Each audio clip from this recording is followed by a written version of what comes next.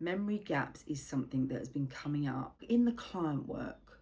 And memory gaps in our childhood, in our teenage years, can bring some anxiety, it can bring some worry that if we don't remember what's there, there must have been something bad happen. You may not remember a certain age, you may not, there might be a gap in certain areas or with certain people, and this is bringing up something for you. You might have a really good memory, but you find yourself saying things like, I remember all up to there, but just before that part, before that point, before that age, it's just completely blank.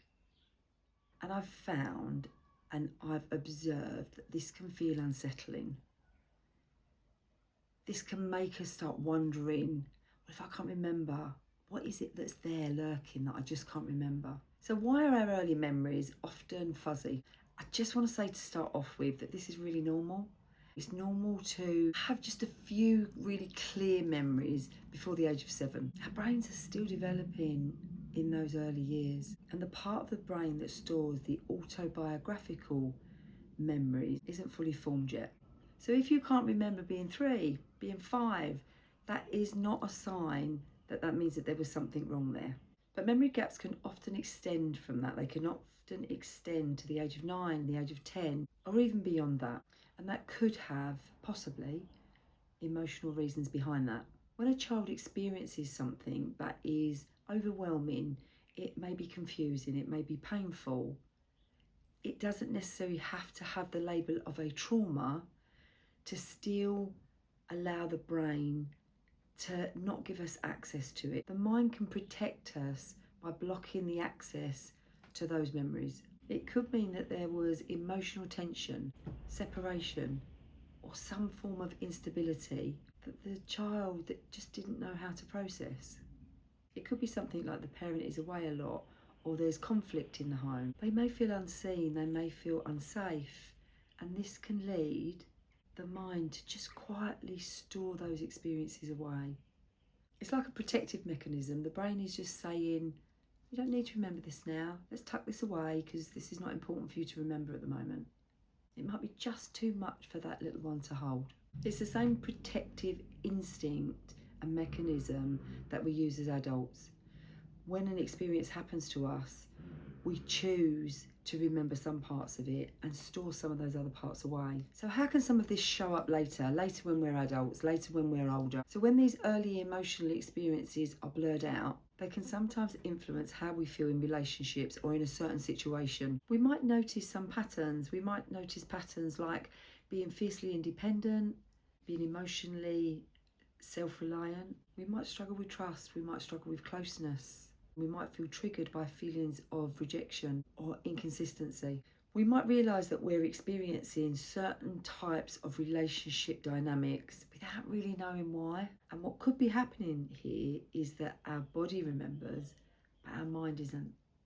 Our mind's shut it down, our mind's tucked it away. So even without clear memories, even with those blanks, our nervous system, our body holds on to those early experiences, those early feelings of safety or lack of safety.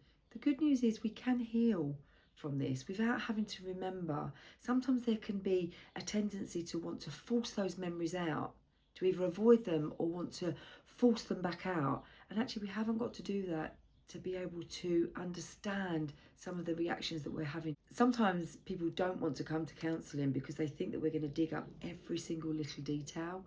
What we bring to therapy is what you want to bring, your experiences often today, and then we explore back, when was the first time you felt that? And what was that like for you? And that can bring up some really interesting parts of the experience, some interesting parts of your story without having to actually know every single little detail. It's how you felt sometimes at that time that can help us heal from it. It's about the therapist helping you to feel safe in the present, in the room, so that you can reconnect with those parts of yourself that have got tucked away, where you once felt overwhelmed, where you once felt unseen or unsafe.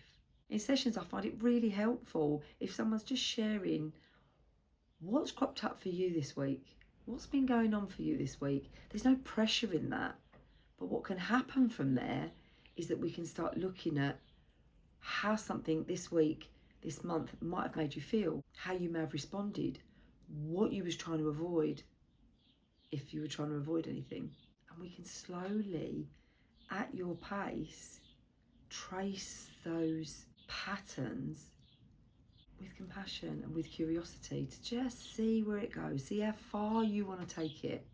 You might find that some memories come back over time, that they come back in really slowly. You might not. They might not ever come back. Either way, the healing happens through understanding, through putting these things on the table, the metaphoric table, obviously, and through understanding, self-compassion, emotional connection. That's nothing about forcing those recall of those memories.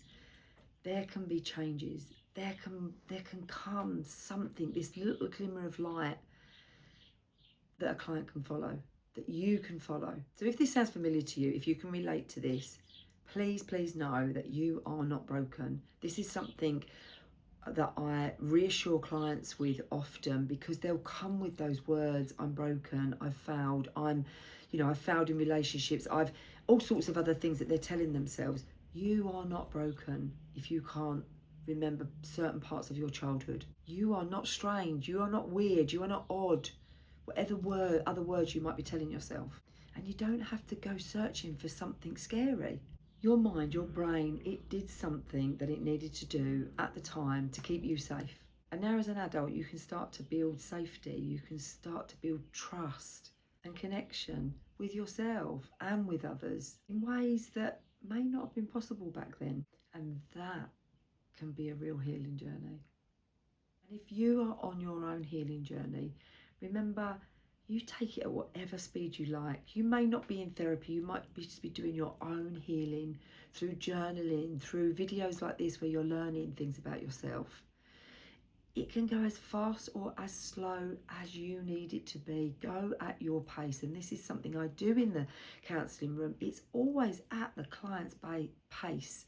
So you go at your pace that feels right and feels safe for you. Give yourself that safety. Someone told me once, and it stayed with me, that every step you take towards understanding yourself is a step towards growth.